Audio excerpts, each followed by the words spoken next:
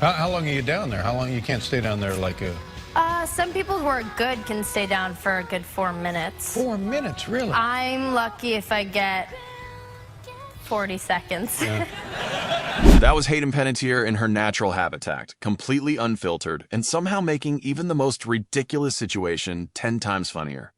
She had been in front of cameras since she was a baby, but as her career took her from Guiding Light to Heroes and Nashville, one thing never really changed. Hayden was never afraid to say exactly what was on her mind. And talk show hosts quickly learned that you never quite knew what was going to come out of her mouth next. You yelled at me. Oh yeah, I did yell at you. I got mad at you. You were only 7. I was 7 years old and I had just done this Wendy's commercial and I came back. I came in and I was sitting down with my like fancy purple jacket. Right. And you were asking me questions about Dave Thomas. Right, the Wendy's guy. I'm answering the questions just fine, and finally it occurred to me, and I turned to him with this buck-tooth grin and said, "Haven't you ever been to Wendy's?" Because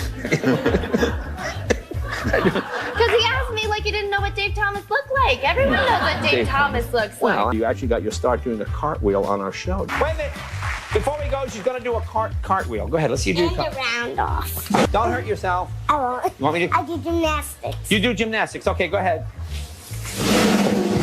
Wow! We have an amazing relationship now. She's 11 years old. She FaceTimed me the other day and she called me Brittany.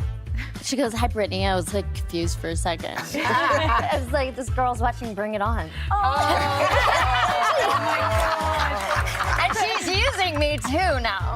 She goes and calls me and goes, "Can you FaceTime with my friend?" She just really loves you. Her favorite movie was Racing Stripes. She's an avid horse jumper, just dressage. Like this child lives on a horse. Wow. Yeah, I've got it in my genes too. My great uncle actually was the youngest man to ever win the Kentucky Derby. I am absolutely petrified of sharks. Sharks. Petrified. And there's very little, I'll dive out of an airplane and do, skydiving and all that stuff.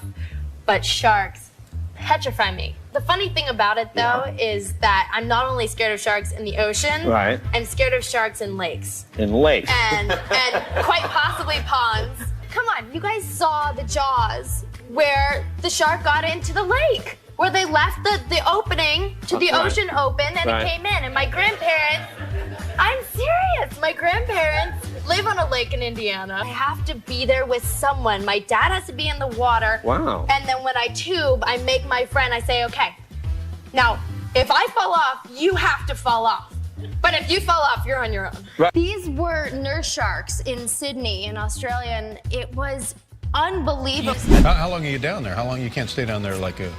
Some people who are good can stay down for a good 4 minutes. 4 minutes, really? I'm lucky if I get 40 seconds. Yeah. And somehow, even when nothing particularly dramatic was happening, Hayden could still turn a perfectly normal interview into a story. Because looking effortlessly glamorous on television apparently required a completely unreasonable amount of work behind the scenes. When I first started, right before the pilot, they took me in. They had to make body casts of me so that when I do break a body part, it's not actually mine. But it looks just like mine. And so I'm getting there, and I have to be in a little bathing suit so that they don't get clothing lines. So I get there, and they have to grease me down first. And there's all these guys and one girl, and she's basically telling me to spread them so that so that the plaster doesn't stick to me. Right. And I get on the table, and it's a little cold and a little uncomfortable. And all of a sudden, the biggest man I've ever seen in my life walks in. He's got a bandana, a ponytail, a beard. He must be 6'5" and 300 pounds, and he's strapping on these plastic gloves, and he snaps them and goes, "Hi!" And I'm just sitting there on the table, completely uncomfortable and awkward, and I was like, "Hi."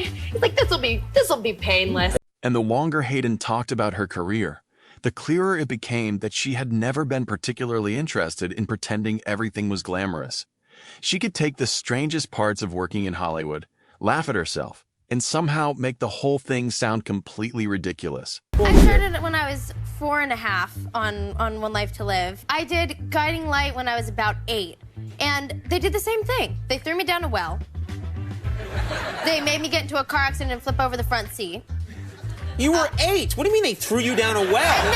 And then Who are these people? Then I shot my mom's boyfriend, and then I went crazy.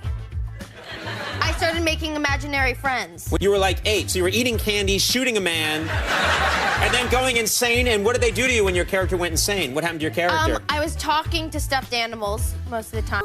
I sort of look at myself as a piece of steak on the show. I've been filleted and grilled and stir-fried. Right.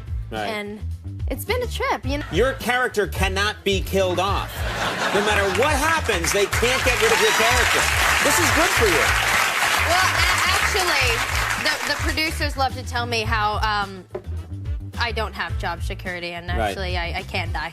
Oh, and they can't kill me at any second, that my job is in their hands. So basically the writers have put in a little loophole. Like, there's one way you can die, so don't mouth off to us ever. Right, exactly. Very smart. And now, don't ask for a raise. Now, do you... Yeah, that's big here at NBC. It turns out I'm not indestructible. There's been a couple times where you feel like you'd be really protected in a crowd like that, but then people just grab and they throw themselves at him, and they knock me out of the way. They're like, dude, I want to see him. Can you... They pick you and they throw you aside. Pretty much. To get to Vladimir, yeah. And a couple times, like, we were at the pool, and I was standing right in front of him, and I could see him looking over my head. He's obviously looking for me. And I'm standing literally a foot in front of him going, hello? And so he turned around and started walking down the hallway, and I grabbed him by the arm. And because he's so used to people grabbing him, he just kept going. So I'm just sitting there holding his arm going, babe, it's me. Hey, turn around. It's like you grabbed onto a city bus that was passing. But the chaos didn't stop when the cameras did. Hayden had a talent for finding herself in situations that sounded completely made up, and then telling the story so casually that you almost forgot how insane it was. It was one of our AD's pets, and she brought her in one day because she knows I love animals, but they look so cute, and like you want to cuddle with them. And then you realize that they have spikes all over their back.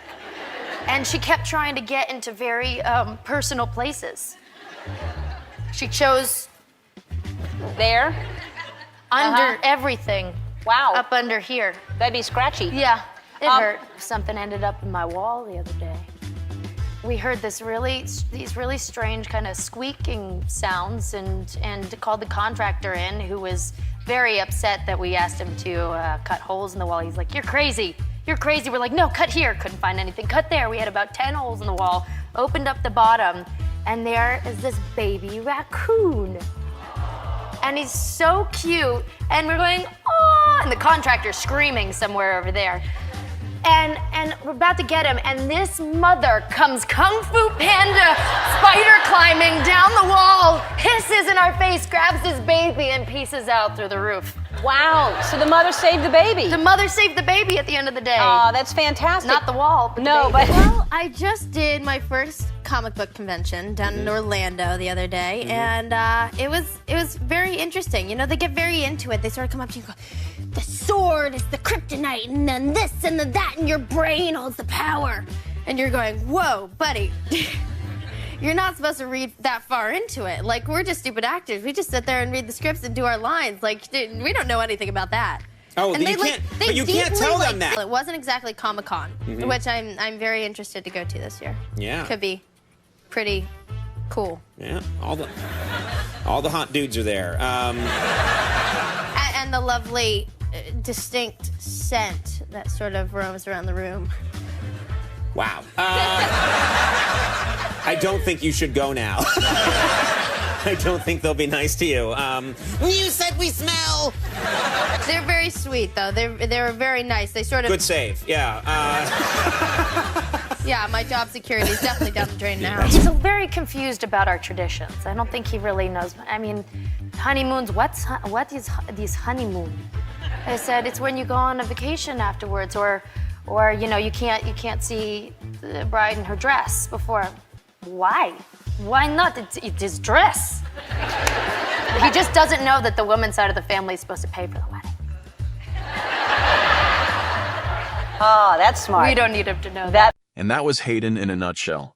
Completely unfiltered, completely herself, and somehow able to make even the most ordinary conversation turn into a story you couldn't possibly forget. She didn't need a punchline. She just needed a microphone. I was multitasking. This was multitasking on a different level. And I was on the phone and he's like, how's the show? I said, it's great. Ugh, it's amazing. You really like playing your kid? I love her so much. I said, finally, I'm sorry. I'm so sorry. I have to be honest with you. I'm getting a bikini wax right now. And I thought I could do this, but I can't. Can you call me back in 10 minutes? He was like, I've heard a lot of things before, and that's a first. Wow. Okay, Hayden. How did working on Alpha and Omega compare to other productions you have worked on? It was really fun, and obviously you don't get to play a wolf very often. You only have to act with your voice and give the expression with your voice, but then they make you into a wolf, which is a really neat thing to see. So, what's your favorite film that you've worked on and why? This one was fun. And Remember the Titans I did when I was your age, and that was a really good time. Really, really good time. I had like a bunch of big brothers, and we were running around playing football. What inspired you to be an actress? I have been an actress for 20 years, which is really weird because I'm only 21 years old. So I started when I was really, really, really little, I know. I did my first commercial when I was 11 months old, but I love to play make-believe and to get dressed up and play someone that I'm not. So, when you were my age, what was your favorite film? I used to love Labyrinth. You do too? Yeah? Labyrinth's a really good film. And of course a classic like Lion King. Yeah, see? We're on the same page. Well, we're out of time, so we're gonna have to wrap this up. Well, it's nice to meet you guys. This was a scene where I'm having an autopsy. I've been killed by my nasty kind of boyfriend. Right. But then I go on to almost kill him, so it's okay. All right. But they fillet me open, Right. and I wake up. But during the scene, I was doing, like you guys saw Austin Powers, Right. that bastard, when he's sitting there going, look at my sexy body. And that's what I was doing, because I thought it was funny that I had ribs on. So I was sitting there going, look at my sexy body when I'm on the table like that. And someone snapped a picture. So nowadays, people come up to me with that picture and go, can you sign this, please? And I have no idea where it came from, no idea who took it, but everyone and their mother has that picture now.